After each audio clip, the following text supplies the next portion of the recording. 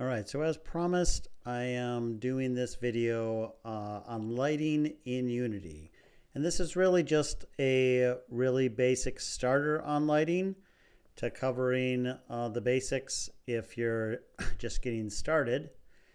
So as you can see, we have a scene here, and I brought in one of my rocks that I covered over my last video. And you'll notice it's black because there is no lighting on it currently. And I have a plane that's also black because I have no lighting on it either. So the first thing I'm going to do is go to my window, rendering, and the lighting UI is under here. So this is all of the settings for lighting. And the first thing I'm going to do is I'm going to grab this and I'm going to drag it over here.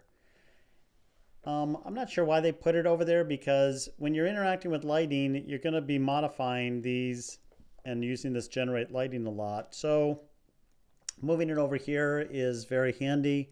Again, I'm using Unity 6. I believe it's the exact same in 2022. In 2019, they changed some of these options around a bit, but it's mostly the same. Especially most of the stuff I'm covering is pretty much the same, but I am using Unity 6. So now that we have our lighting tab over here, the first thing I'm going to do is talk about lit and unlit materials. And what does that mean? If we go into our materials, and I've made just a basic lit material, it's just a white, it's nothing special.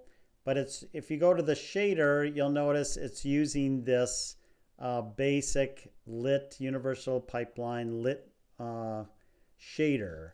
And so what that means is lit means it's going to be affected by lighting in your scene. So if you're just doing just a basic maybe side scroller or just a very basic game, you really don't need lights if it's just fully lit. And you don't really need anything like shadows or lighter and darker areas. You don't need to use lit materials. What you can use is an unlit material. And if you look at this, I made this unlit white material. And it's for the shader, I just made this unlit color. So if you go under unlit, there's several options. I didn't play around with all these. But for a really basic game, you may not need lighting at all. And that's important because lighting is expensive in processing power. And if you're maybe making a mobile game or just a simple game, maybe a web GL game, you may not want or need lighting. And if you really don't need it for your game, you really shouldn't use it, because again, it will slow down your game depending on the complexity of it. So if I go in here, I made this sphere. I made an unlit sphere. And if I just turn this on, basically it's just a sphere with that unlit white material. And you can see I have no lights, but I can still see it.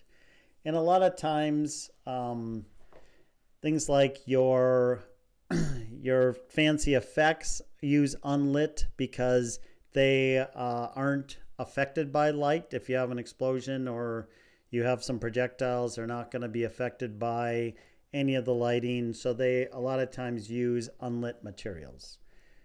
So assuming that you do need to use lighting and you're not just using unlit materials, let's start to take a look at some of the basic lighting terminology. And the first thing we got to look at under lighting is baked and unbaked, or baked and real time, which is technically unbaked.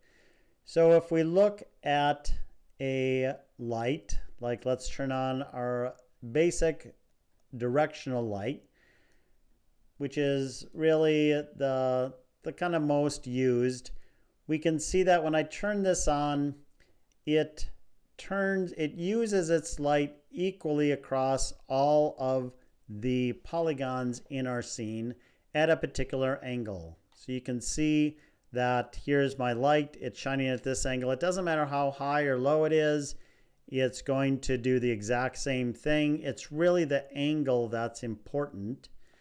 And you'll notice the mode here is real time, meaning as soon as I turn it on, everything showed up. As soon as I turn it off, everything goes away. And we'll see more what that real time versus baked means. So you'll see in this drop down I can do, and I can turn it into a baked light, and we'll cover that in more details in a minute. The second thing that I want to cover, and let's turn off this directional light again. Oh, it is off. Okay. If we go to our lighting, we see a couple of tabs up here. So if you go to environment, we see our skybox. And I've covered the skybox and creating a skybox. In this case, my skybox material is just these stars. And so the stars are mostly black with some white dots here and there. What you can do is you can say, what is the source of my overall light from the environment? Do I have any light from the environment itself? The environment meaning this skybox material. And if I say this intensity multiplier, you'll notice here it's totally black, meaning the skybox is not giving me any environmental light at all. And if I change this intensity environment higher, you'll see that it gave everything a very flat look. You'll notice that my polygons really aren't highlighted at all, meaning it doesn't matter what direction those polygons are going, because it's assumed that the light is coming from all directions simultaneously. So it really affects all of the polygon faces exactly the same. So we can have light from the environment, and I assume, and I didn't play around with this, that the brighter the material used for your skybox, that the more light it actually provides. And since these stars are pretty dark, it's not providing much at all. So we got basic environment light. If you want that, you can add some of that. So now let's talk about this directional light just for another minute. You'll notice that if we zoom in, that some of these polygons are brighter than others. And what it's doing, the most basic light formula for a real-time light is that if I go to rotate, it's going to take the angle of my light, and if it's parallel to the normal, remember we talked normals on my last video, that's a vector that's perpendicular to the face. If it's parallel to that face is going to receive 100% light, which makes sense. It's shining directly on it, squarely on that face. And if it's perpendicular, it's going to be black, meaning it's not receiving any light at all. You can imagine if you had a wall and you shine a flashlight at it, that wall is going to light up. If the flashlight is parallel to the face of the wall or perpendicular to its normal, that wall is not going to receive any light at all. And that's why this is the most basic, fastest light. It's real time. It doesn't take as much processing power at all as some of the other light sources. All right, now let's talk about the difference between real-time and baked light sourcing. So, like I said before, light computation is very expensive. The real-time lights can do it on the fly, but it is going to potentially slow down the frame rate of your game, depending on the complexity and number of lights and the complexity of your scene. So in order to try to get better lighting that doesn't slow down your game, what they can do is create what are called baked light maps. And you can imagine that baking means that you're doing a bunch of computations ahead of time. So a couple important things when we're talking about baked lights is baked lights only will affect static objects. So static objects are objects that do not move in your scene. Any objects that are just part of the background and not part of any element that's moving should be marked static. So if we select our mountains here, you'll notice this checkbox up here, static, is not checked. And I'm going to use this as a demonstration. If I go into this directional light and I change it from real time to baked, first of all, nothing happens because I did not recompute any light so far. I did not take any of those changes into effect.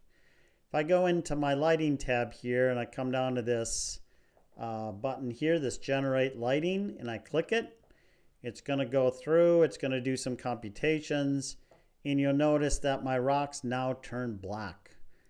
And they turn black because they are not, this object is not marked static. Baked lighting does not affect anything that's not marked static. So that's important to note. So now if I come in here and I click static, again, nothing happens yet. I come into my lighting. And first of all, this baking device. So I have a high-end graphics card. And so again, this lighting computation is expensive and can go fairly slow, especially if you have a complex scene. If you have a decent graphic card, it can greatly speed it up. Otherwise, it can use a CPU, but it's definitely going to be quite a bit slower.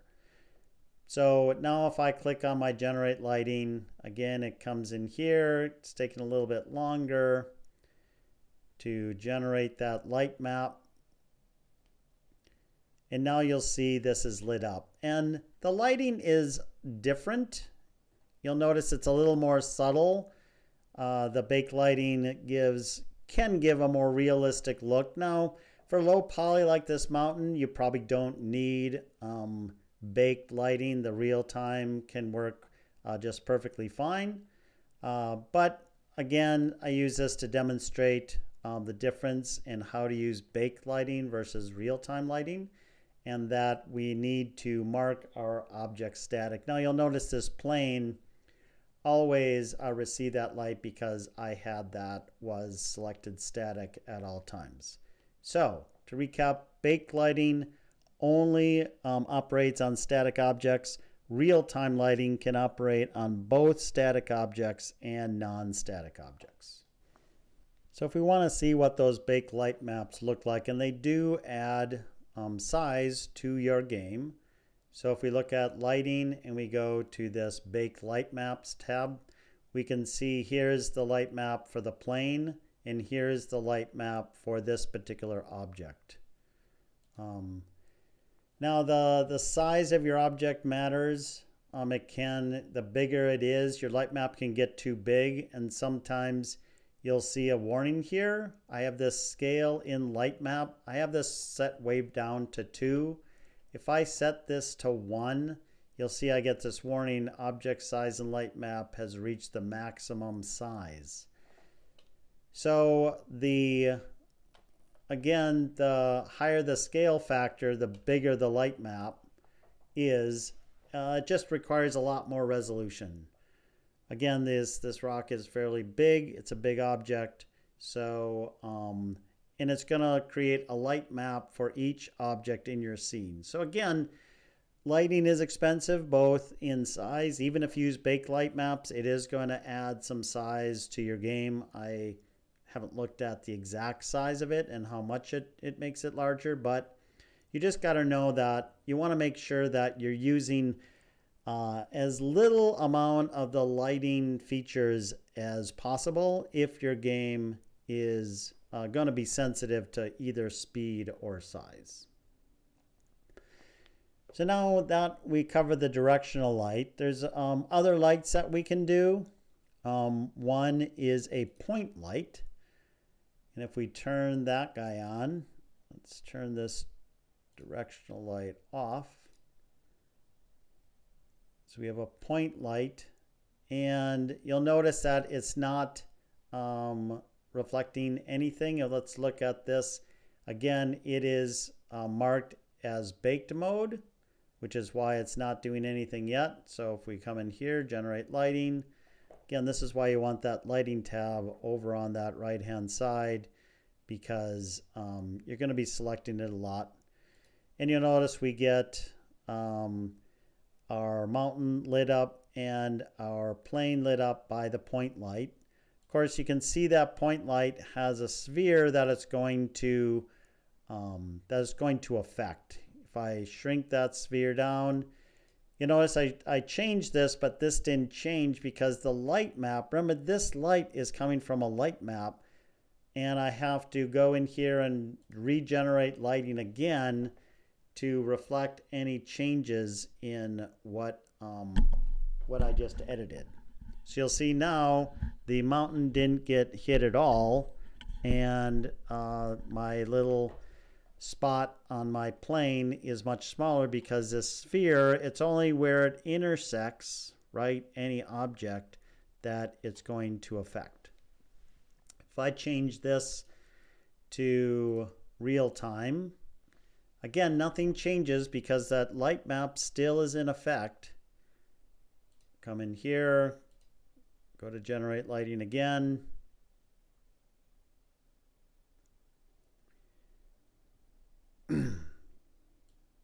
But now, since it's real time, you'll notice as I change this that my spot is changing, and as I move it, you'll notice that in real time it's changing. And you'll notice it doesn't look that much different between baked and real time. Again, you shouldn't use baked unless you really have to. I'd have to test it on framerate to see if there's going to be any benefit, but you can check that out too, whether the real time is going to affect your game any better or worse, depending on if it's speed dependent or size dependent. Just to note that unless it's real time, if I had some moving object go across here, because moving objects can't be static, right? The light map is fixed per object and its position and size in your scene, that any moving object is not going to be affected by a baked light map. It's only going to be affected by a real-time light map. So one thing to note about our point light is it's really going in 360 degrees, even though in this situation there's nothing above us. But if there was, it would light everything up within this sphere. And again, it diminishes in brightness as it reaches the edge of that sphere. You know, if we play around with the intensity, we can see that if it gets really, really bright, it still softens on the edges, but you can see kind of the limits of that sphere as I make it really bright. So if we don't need it to go into 360 degrees and it's in a situation like this, let's turn this off. We can go in here to our spotlight. So a spotlight, as you can see from the drawing and the line indicators, is just pointing in one direction, right? Right now it's pointing straight down. It gives a similar spot of light, and you can see where these lines crossed our plane is the edge of our spotlight.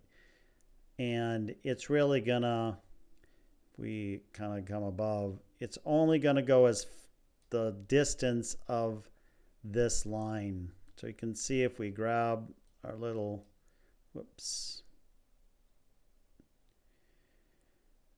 spotlight, if we grab the little square here and stretch it, we can see it, and we can lengthen its distance that it's going to affect. But again, the further away it gets, the dimmer it gets from the point source. Let's see if that's true. Yes, you can see the closer I get, right, the brighter it gets.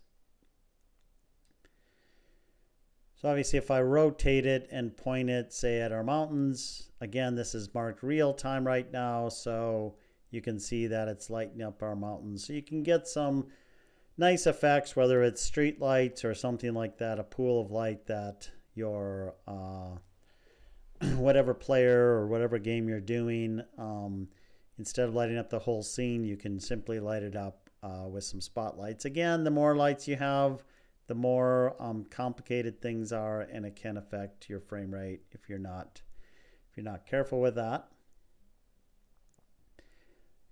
So let's turn off this spotlight.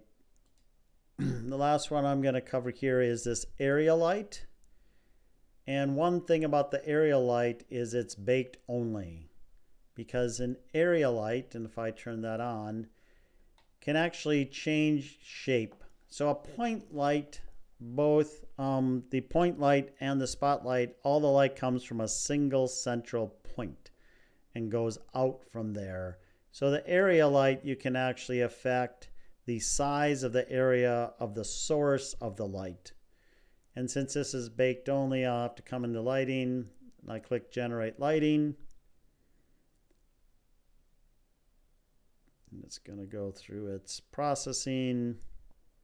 And you'll see that the bright area actually is in the shape of the whole area light shape. And the edge, you'll notice it spreads out to a specific circle. It also does have a very specific distance that you can program in. You'll notice that line that goes down. If I come above the plane and I go in and I click generate lighting again, you'll notice that it is going to alls I get is that peripheral light, and you only see that and notice it because everything else's pitch is very dark. I'm not sure why you get that complete circle there, but you can see here's my baked light maps. You can see this is the light map for my rock formation here. And really, if you're going for low poly baked, I personally think that, just a real-time directional light actually can look better, since it highlights the faces. We really don't want these all blending together like this. If it had a material, you probably would, but just with a flat material, it generally may not look as good. And you really don't need to mess with all these baked light maps. But if you have fancier scene with, with a more detailed material that has graphics mapped onto it, the baked lighting can improve your lighting look a lot better than just your real time. So the last thing I'm going to look at is what happens if you have an item. I'll just regenerate the lighting. What happens if you have an item that has an emission? So emission is light that's actually coming off an object. And if I go in here and I have this cylinder and I turn on the cylinder, my cylinder is using this red glow material. So it's a material, it's just using a lit material, but it has an emission color that's going to be basically red. And then you can change the intensity. And the more intense it is, the more light it's going to give off.